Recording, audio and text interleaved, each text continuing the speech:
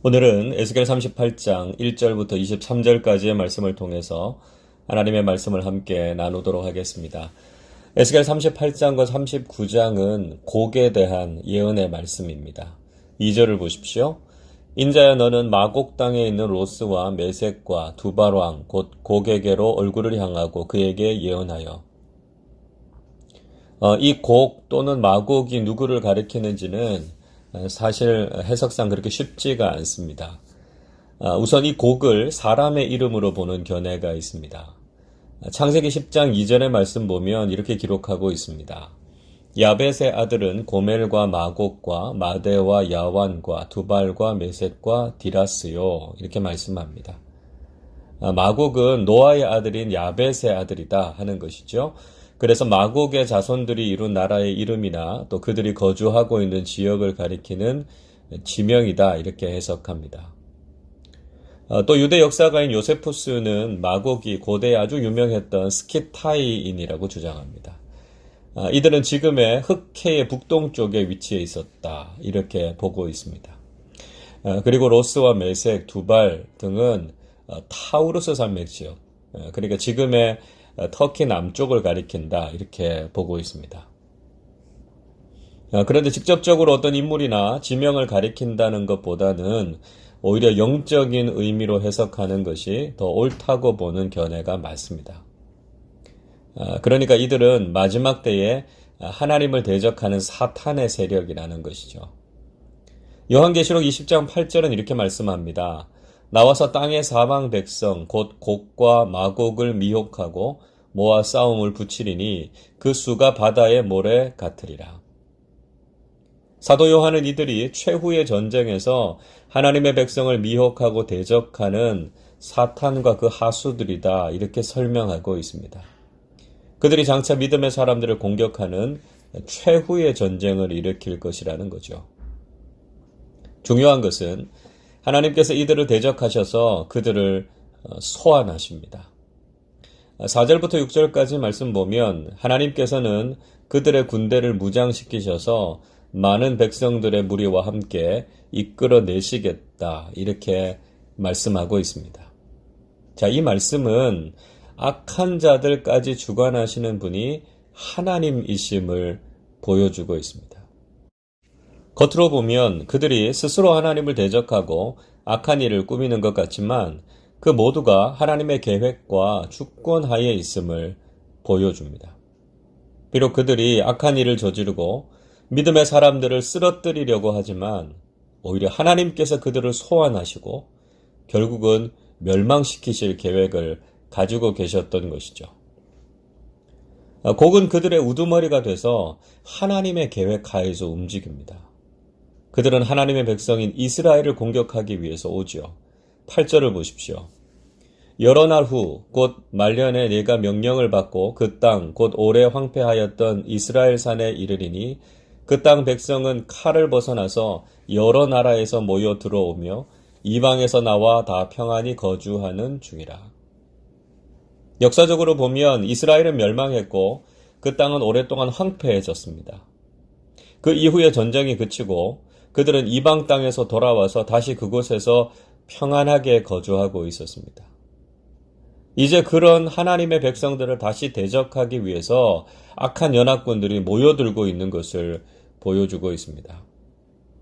여러분, 이 말씀은 우리에게 주시는 영적인 경고의 말씀이라고 할 수 있습니다. 이스라엘의 멸망과 같은 고난과 위기가 지나가고 이제는 좀 조용하고 평안하게 살 수 있으리라고 기대할 수 있습니다. 그런 악한 세력들은 거기에서 멈추지 않고 믿음의 사람들을 다시 재공격해 올 수 있다는 것입니다.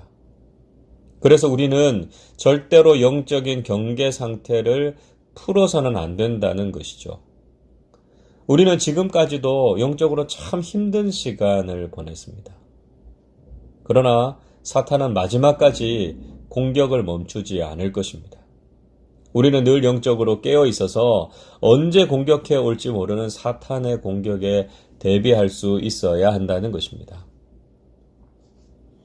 계속해서 곡이 구체적으로 공격해 오는 장면을 보여주고 있습니다. 10절을 보십시오.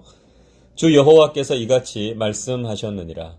그날에 내 마음에서 여러 가지 생각이 나서 악한 꾀를 내어. 곡이 악한 꾀를 내서 공격을 시작합니다. 그들이 평원의 고을들로 올라가서 평안하게 거주하고 있는 이스라엘 백성들을 노략하고 그 백성들을 치려고 합니다. 12절 뒷부분의 말씀 보면 세상 중앙에 거주하는 백성을 치고자 할 때에 이렇게 이야기하고 있죠. 이스라엘은 지리적인 위치로도 또 하나님께서 택하신 백성이라는 의미에서도 세상의 중앙에 위치한 백성들이다 이렇게 표현하고 있습니다. 이렇게 하나님 안에서 살아가는 믿음의 사람들을 사탄으로 대변되는 곡은 언제든지 공격한다는 것입니다. 이렇게 곡이 이스라엘 백성들을 공격하려고 할 때 주변에 있는 나라들이 그 일에 대해서 질문합니다. 13절의 말씀에 보면 스바와 드단과 다시스의 상인들과 부자들이 곡에게 그렇게 탈취하고 노력해서 모든 것을 약탈해 가려고 하느냐 이렇게 말하고 있죠. 스바는 남아라비아에 속한 나라입니다. 그리고 드단은 홍해 연안과 아라비아 북서쪽에 위치하고 있었습니다. 그리고 다시스는 지금 스페인의 남쪽에 위치한 항구 도시였습니다. 자, 이들이 하는 이야기를 잘 들으면 이 나라들이 이스라엘을 공격하는 곡에 대해서 반대하고 이스라엘의 편을 드는 것처럼 보입니다. 그러나 사실 그들은 단지 이런 과정 속에서 자신들이 얻을 경제적인 유익과 손해에 대해서 따지고 있었을 뿐입니다. 마치 믿음의 사람들과 악한 세력들이 맞설 때 그저 방관자적으로 자신들의 유익만 생각하는 세상의 사람들과 별반 다르지 않다는 것이죠. 그렇게 곡은 평화로운 상황 가운데 있는 이스라엘을 치러 옵니다. 말을 탄 많은 무리와 전쟁에 능한 군대와 함께 전쟁을 하러 오고 있습니다. 사탄은 자신이 동원할 수 있는 모든 세상적인 힘과 권력으로 믿음의 사람들을 총공격하는 모습을 보여주고 있습니다. 16절 보십시오. 구름이 땅을 덮은 같이 내 백성 이스라엘을 치러 오리라. 고가 끝날에 내가 너를 이끌어다가 내 땅을 치게 하리니 이는 내가 너로 말미암아 이방 사람의 눈앞에서 내 거룩함을 나타내어 그들이 다 나를 알게 하려 함이라. 구름대와 같은 악한 세력들이 하나님의 사람들을 치기 위해서 모여오는 장면은 사실 우리에게 인간적인 두려움을 줄 수 있습니다. 지금도 악한 세력들은 연합해서 그리스도인들을 공격하고 교회를 무너뜨리려고 합니다. 그러나 이 위기의 상황 속에서도 하나님께서는 그들에게 하나님의 거룩하심을 드러내시고 하나님이 어떤 분이신지를 알게 하시겠다고 말씀하십니다.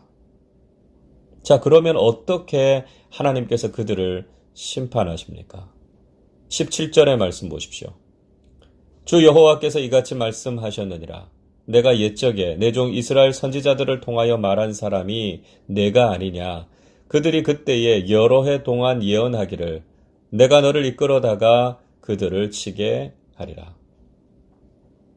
먼저 하나님께서는 곡을 사용하셔서 하나님께서 택하신 사람들을 치게 할 것이다 이렇게 말씀하고 있는데 이것은 이미 선지자들을 통해서 예언하신 일이라는 것이죠. 겉으로 보면 그들이 스스로 계획하고 이런 일들을 일으킨다고 생각하지만 하나님께서는 이미 그 모든 것을 알고 계셨고 주관하고 계셨다는 것입니다.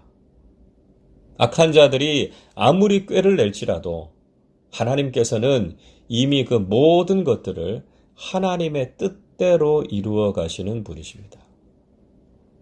그리고 그날에 하나님께서 악한 세력들을 향해서 진노하시죠. 18절을 보십시오.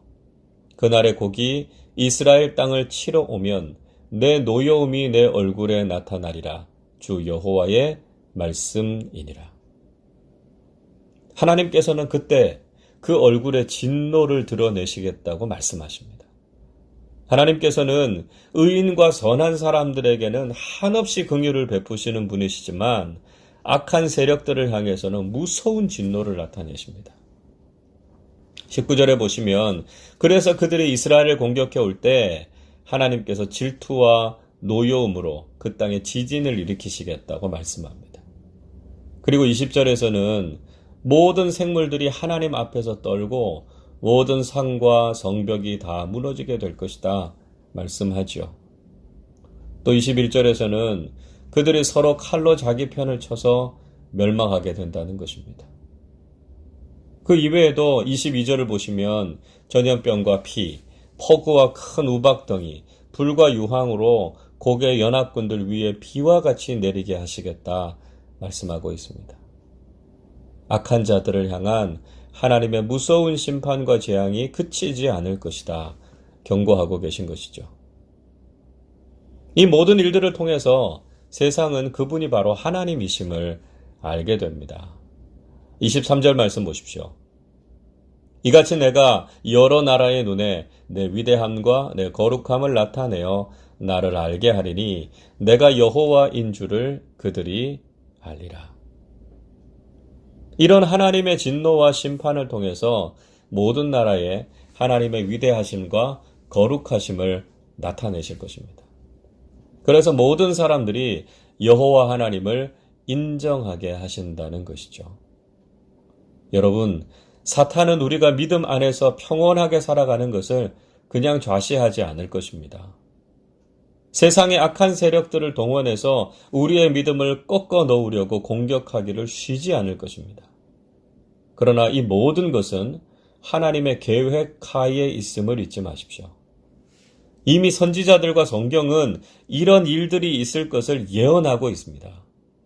우리는 이 말씀을 기억하고 영적으로 잘 무장하고 있을 뿐만 아니라 두려워하지 말고 담대히 영적인 싸움에 임해야 합니다. 결국은 무섭도록 공격해오는 악한 세력들은 하나님의 심판을 받게 될 것입니다. 하나님께서 당신의 백성들을 보호하시고 악의 세력들은 무서운 심판을 받고 멸망하게 됩니다. 우리가 바로 이런 놀라운 영적인 승리를 기대하면서 오늘도 믿음의 싸움에서 승리하는 사람들이 되시기를 주님의 이름으로 축원합니다. 기도하겠습니다.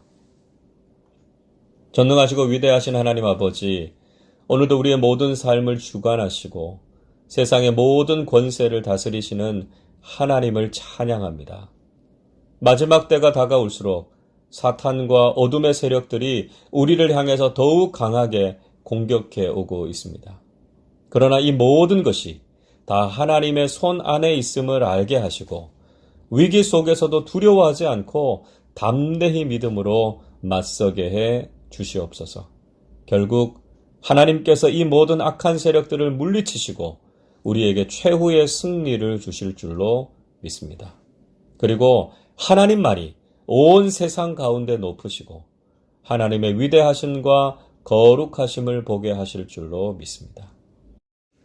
우리가 오늘도 그 하나님을 신뢰하며 의롭고 바른 길을 걷게 해 주시옵소서. 그리스도인인 우리의 삶과 신앙을 통해서 하나님의 살아계심을 증거하면서 살아가는 우리 모두가 되게 해 주옵소서. 감사드리며 우리 주님 예수 그리스도의 이름으로 기도하옵나이다. 아멘.